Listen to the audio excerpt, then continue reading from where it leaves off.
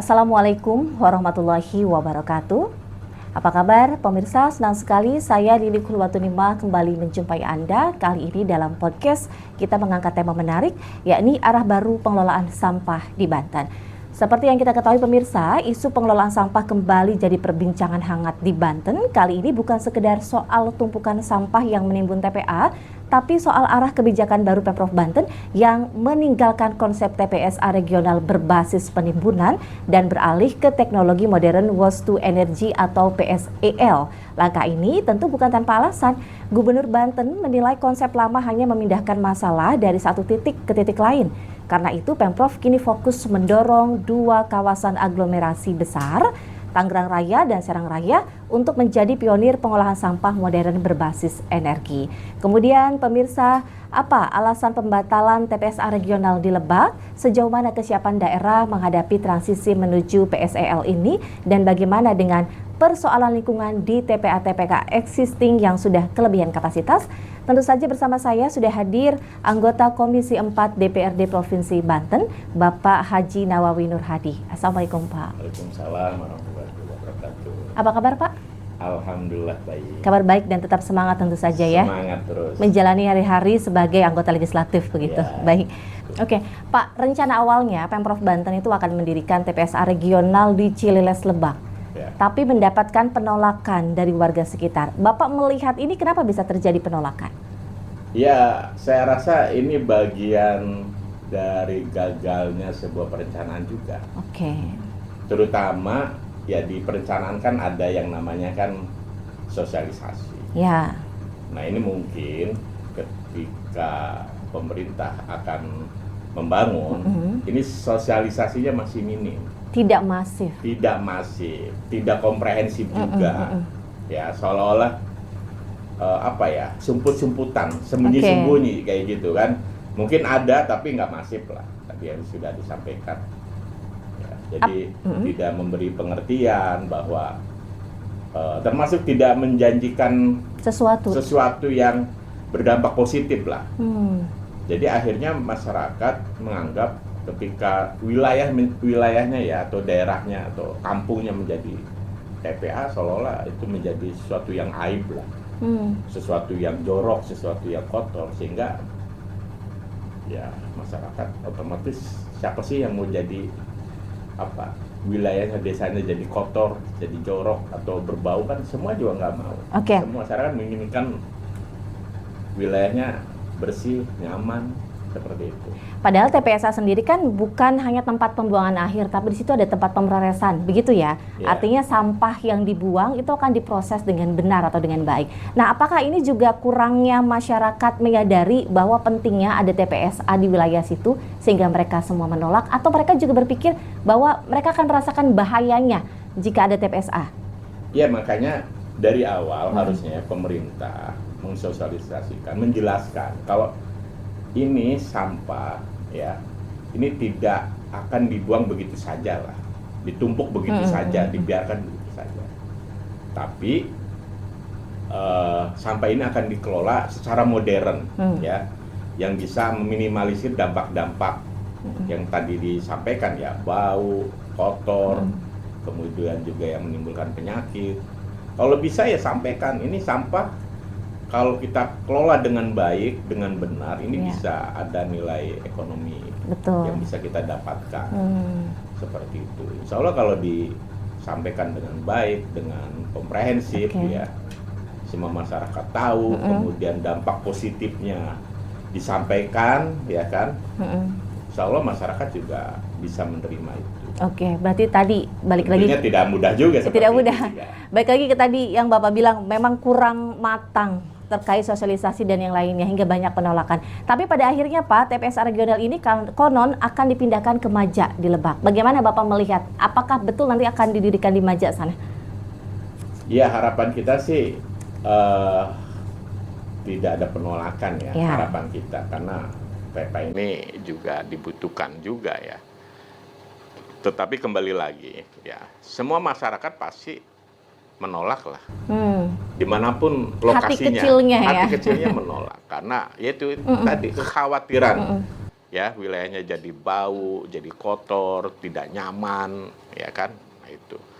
Oleh karena itu kembali lagi terkait masalah sosialisasinya ini yang paling penting dulu, jangan apa ya ujuk-ujuk menyediakan lahan apa kayak gitu. Seolah-olah ini sudah baik-baik saja, sudah selesai kayak gitu. Jangan, sosialisasikan dulu, ya. Terutama dampak-dampak positifnya bagaimana, negatifnya bagaimana. Nah, bagaimana pemerintah bisa mampu menyampaikan ya dampak negatifnya ini bisa dikurangi lah, diminimalisir. Oke. Kalau bisa sampaikan positifnya kayak gitu loh, supaya masyarakat bisa menerima kayak gitu. Berarti Bapak berharap di Maja ini tidak akan terjadi penolakan kembali seperti di Cileles? Ya, harapan kita seperti itu. Oke. Ya. Lalu apa dukungan dari Komisi 4 agar ini terlaksana dengan baik? Ya, paling tidak kita mendorong agar OPD terkait juga menyiapkan anggaran, menyiapkan teknologinya, dan yang paling penting adalah sosialisasi yang masif ini yang harus betul-betul dilaksanakan. Jangan ada informasi yang ditutup-tutupi, ya. Dan sebisa mungkin ya jauh dari pemukiman lah, ya. Baik lintasannya maupun lokasinya jauh dari pemukiman. Oke. Apakah Komisi 4 juga turut mensosialisasikan hal ini, Pak? Ya, tentu saja kita sebagai wakil masyarakat tentunya kita juga tetap mendukung upaya-upaya yang dilakukan pemerintah, tetapi ya kita juga harus tetap mendengar apa yang menjadi keluhan, aspirasi masyarakat, ya. Jangan sampai kita juga hanya berpihak satu sisi saja. Betul. Ya, misal kita hanya mendukung pemerintah.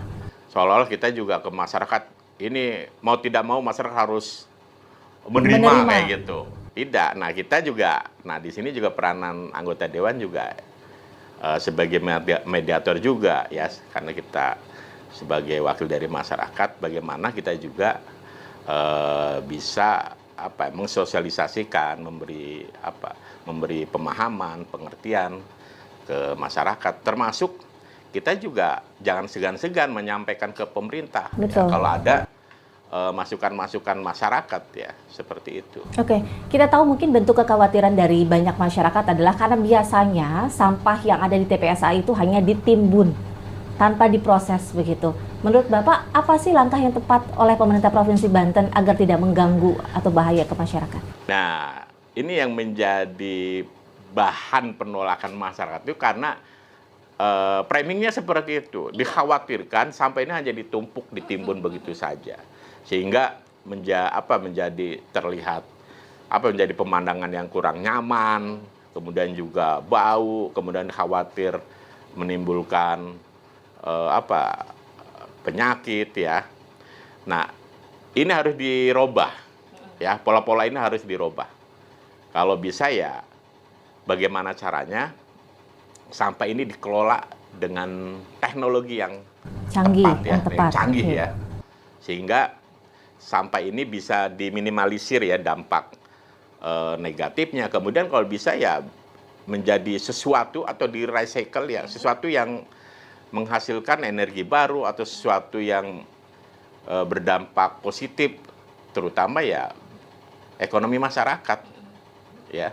Sebenarnya ada yang bisa dijual dari produk sampah itu, baik menjadi kompos atau jadi bahan gas atau apalah semacam itu. Ya. Apakah Bapak sendiri juga sudah melihat terkait pengelolaan sampah yang benar di lingkungan masyarakat paling tidak? Selama ini sih saya belum begitu ini ya. Walaupun ya mungkin ada beberapa masyarakat juga yang melakukan upaya itu.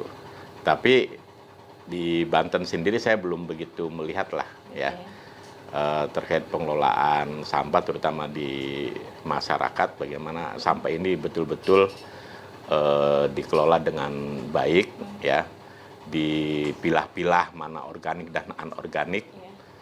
Nah ini kedepannya juga harus dipikirkan bagaimana pemerintah memberi pemahaman ke masyarakat supaya sampah ini dikelola dari bawah lah ya. Dari lingkungan terkecil, dari lingkungan terkecil, dari rumah tangga dari sendiri. RT begitu ya. Dari RT bila perlu.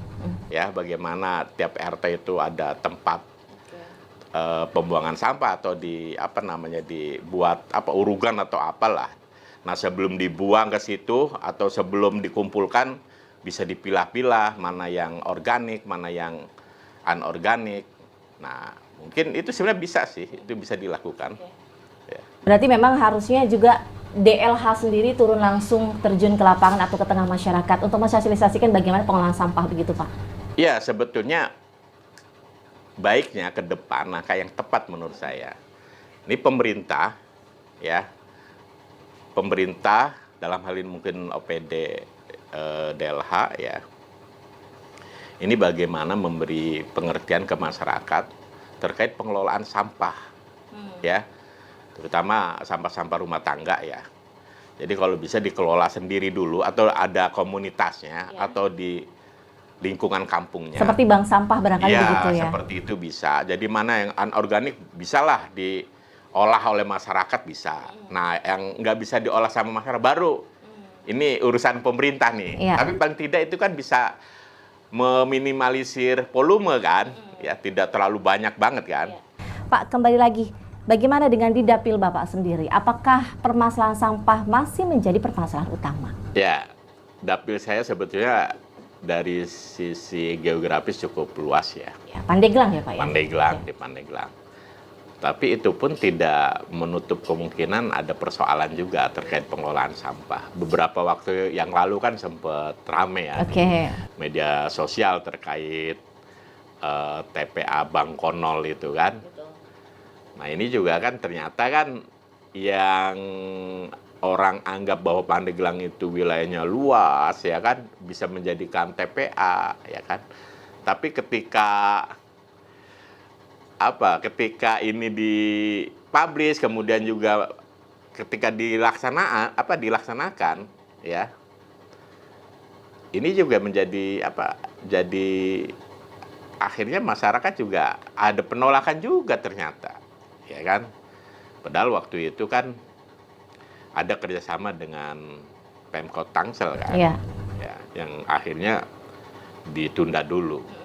Ya, kemudian juga ada TPA di Bojong Canar juga, itu juga sepertinya juga mau ditutup ya. Saya dengar-dengar katanya mau ada lagi TPA di Kecamatan Cigelis. Ya, mudah-mudahan di situ juga tidak ada penolakan ya. Tapi yang jelas bagaimanapun juga masyarakat sekarang kan sudah paham, sudah mengerti karena mungkin pengaruh dari medsos ya. Makanya saya rasa pemerintah ini ya jangan segan-segan lah untuk melakukan sosialisasi dulu, pemahaman dulu. Dan yang paling penting adalah teknologi apa yang mau dipakai terkait pengelolaan TPA ini. Jangan seolah-olah masyarakat ini dianggap tidak paham, tidak mengerti. Ya, seolah-olah sampah udah tinggal dibuang aja, ditumpuk seperti itu. Ya, seperti padahal harus dikelola dengan benar. Harus dikelola, gitu ya? Iya. Jadi sebelum membuat TPA, siapkan dulu teknologinya. Iya. Ya, teknologi siapkan, kemudian sosialisasikan ke masyarakat bahwa TPA ini kita menggunakan teknologi yang canggih, yang bisa meminimalisir dampak-dampak negatif. Ya. Baik, terkait pengelolaan tadi Pak, kan sudah ramai nih soal perubahan kebijakan pengelolaan sampah di Banten. Gubernur menilai konsep TPSA regional berbasis penimbunan itu sudah nggak relevan lagi saat ini dan beralih ke teknologi waste to energy atau PSL. Bagaimana Bapak melihat energi baru ini? Ya tentu itu kebijakan yang harus kita dukung dan memang itu sudah ditunggu-tunggu oleh masyarakat kita supaya sampah ini ya betul-betul dikelola dengan baik, bisa menghasilkan nilai ekonomi ya, dan yang jelas dampak-dampak negatif ya, istilahnya bau, kemudian yang bisa menimbulkan ketidaknyamanan, terutama kesehatan, ini betul-betul bisa ditekan, bisa diminimalisir ya. Mudah-mudahan dengan kebijakan Pak Gubernur ini bisa segera direalisasikan ya, supaya menjawab stigma di masyarakat bahwa TPA ya ini sesuatu hal yang menjijikkan ya, sesuatu yang negatif seperti itu. Baik, tapi PSEL ini tentu membutuhkan biaya yang tidak sedikit, Pak. Perlu mungkin ada campur tangan dari pihak swasta, bukan lagi hanya APBD. Bagaimana Bapak memandang ini? Iya, tentunya kembali lagi terkait sampah ini ya bukan persoalan pemerintah saja, tapi persoalan bersama lah. Ya, semua masyarakat termasuk juga pengusaha juga, ya, swasta juga. Saya rasa kerjasama dengan swasta, ya itu lebih baik, lebih bagus lagi supaya bisa mengurangi beban APBD ya. Karena kan APBD kita juga terbatas juga. Nah kalau bisa syukur-syukur ya kita harapkan ini bisa kerjasama dengan pihak swasta. Oke, kalau menurut Bapak sendiri masukannya skema seperti apa yang akan dikerjasamakan antara pihak Pemprov Banten dengan swasta? Ya paling tidak kerjasama yang saling menguntungkan lah. Pemerintah ya diuntungkan dengan beban APBD yang ringan. Oke. Kemudian juga masyarakat bisa terpecahkan ya terkait persoalan sampah. Tetapi swasta juga karena mereka ada investasi di situ, mereka juga diuntungkan. Betul. Kayak gitu, seperti itu. Artinya saling menguntungkan, Saling gitu, Pak ya. semua. Kemudian Pak, transisi teknologi baru kan seringkali menimbulkan resistensi sosial ya Pak ya. Misalnya dari pekerja pengelola sampah yang boleh dibilang tradisional atau masyarakat sekitar TPA, kemudian ada teknologi ini, artinya mereka nanti tidak ikut turut serta. Nah bagaimana Bapak melihat ini terkait aspek sosialnya? Ya memang tentunya teknologi baru ya, teknologi canggih, ya tetap ada plus minusnya juga ya. Tapi bagaimanapun juga, teknologi canggih ini kan sudah menjadi sesuatu yang wajib sekarang ini. Iya, mau tidak mau ya Pak ya? Mau tidak mau. Adapun hal semacam itu kan bisa disiasati lah, ya. Yang biasa jadi pemungut bisa dipekerjakan untuk bagian apanya, kan seperti itulah. Kan tidak semua masyarakat menjadi pemulung juga. Betul. Kan. Nah, kita lebih melihat ke depannya saja, ya dampak-dampak yang kurang baiknya, meminimalisir itunya ya. Oke, kemudian juga Pak, beberapa kalangan menilai kebijakan ini tentu harus dibarengi dengan regulasi daerah, salah satunya mungkin Perda. Nah, DPRD sendiri siapkah menyiapkan Perda khusus pengelolaan sampah modern ini, Pak? Ya, ini saat ini di Komisi 4 kita sedang ada pembahasan revisi Perda nomor 10 tahun 2012 ya, terkait perlindungan dan pengelolaan lingkungan hidup. Nah, di sini kita merevisi bagaimana supaya Perda ini tentunya lebih relevan lagi dengan situasi saat ini, ya terutama terkait limbah-limbah B3 ya, yang berbahaya, supaya limbah-limbah yang B3 ini paling tidak jangan sampai berdampak negatif terhadap masyarakat. Nah, saat ini kita sedang membahas itu, mudah-mudahan Perda hasil revisi ini betul-betul bisa menjawab apa yang menjadi persoalan-persoalan lingkungan di Provinsi Banten, terutama persoalan sampah, terutama limbah-limbah yang bahaya ya, dari limbah medis maupun limbah-limbah industri. Oke, Perdanya memang sudah ada tapi harus direvisi begitu Pak ya? Harus direvisi ya. Apa memang kekuatan dari Perda tersebut Pak? Ya paling tidak ini bisa menjadi jawaban ya terkait isu-isu kekinian lah. Terutama limbah-limbah medis, limbah-limbah industri yang selama ini belum di-backup dengan aturan-aturan yang kuat ya, seperti itu. Oke, Pak, kemudian jika proyek ini berjalan, tentu kan juga akan berdampak pada target Banten menuju provinsi hijau dan berketahanan lingkungan. Nah, sejauh mana Bapak melihat komitmen pemerintah daerah ke arah itu? Provinsi yang hijau begitu. Ya, ini kan pemerintah Pak Andra dan Pak Dim kan masih baru ya, baru belum sampai setahun. Tapi dengan upaya-upaya itu juga kita harus berpositif thinking, berhusnuzon ya, dan saya yakin dan optimis bahwa pemerintahan Pak Andra, Pak Dim ini ya mudah-mudahan bisa menuju Banten hijau. Amin. Ya. Banten yang betul-betul mengedepankan keberlanjutan lingkungan, ya, tanpa mengurangi kegiatan aktivitas ekonomi masyarakat, ya. Silakan aktivitas ekonomi masyarakat berjalan, ya, tetapi lingkungan juga harus dipikirkan.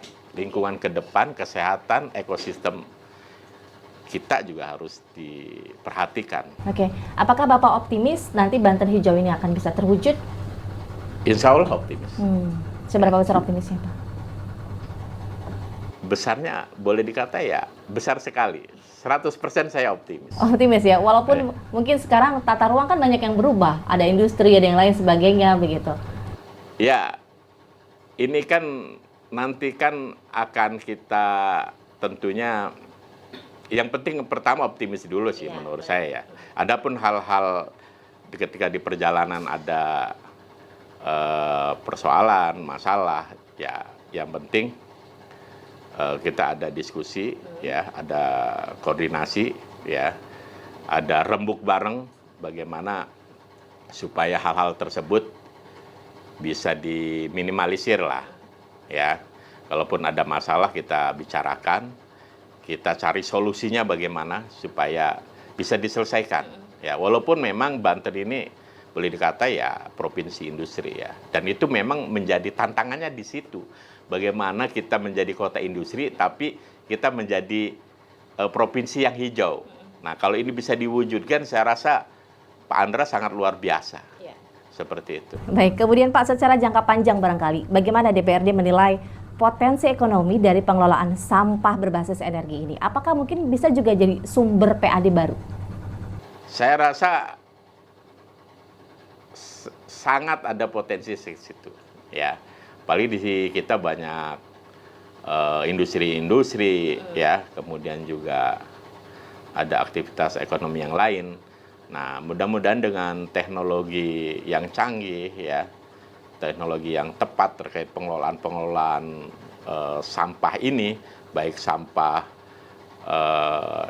yang dari rumah tangga, ya, sampah padat, cair ataupun gas, ya. Kalau ini dikelola dengan baik, saya rasa ada potensi PAD-nya ada, terutama untuk Provinsi Banten ada lah.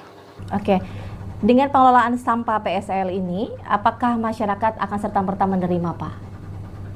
Saya rasa, saya optimis lah, ketika sosialisasi ini bisa dilaksanakan dengan baik, dengan komprehensif, ya, masyarakat bagaimana caranya paham dan memahami, ya, teknologi ini, ya, dan memang dampak negatifnya ini boleh dikata minim, ya, ada dampak positifnya, saya yakin masyarakat mau menerima, ya, saya yakin lah. Tapi walaupun seperti itu, tetap keluhan-keluhan masyarakat itu jangan kita abaikan juga.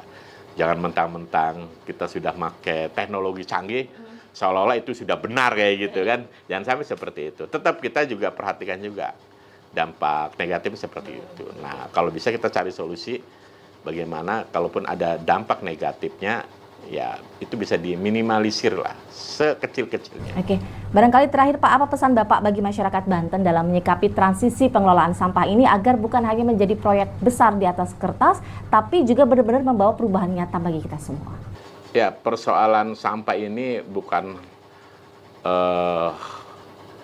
hanya pemerintah yang memikirkan, tetapi semua komponen harus memikirkan, ya, baik masyarakat, komunitas, ya, ibu rumah tangga, semua stakeholder harus memikirkan persoalan sampah ini supaya sampah ini yang awalnya menjadi sesuatu yang jelek, sesuatu yang buruk, menjijikan, ke depannya bagaimana sampah ini bisa menjadi sesuatu hal yang positif, sesuatu yang menghasilkan dan berdampak pada ekonomi masyarakat, dan menjadi PAD bagi pemerintah. Oke, bahwa sebenarnya kita setiap hari hidup selalu dengan sampah sebenarnya ya. Iya, Karena kita tidak terlepas. makan dan minum selalu ada sampah Ada setelahnya. sampahnya. Nah, oleh karena itu jangan diabaikan. Iya, cuma Ya. bagaimana cara kita mengelolanya dengan benar, Iya, begitu Pak ya. iya. Terima kasih banyak Pak atas Ya, waktunya. sama-sama. Dan pemirsa, demikian podcast bersama Bapak Nawawi.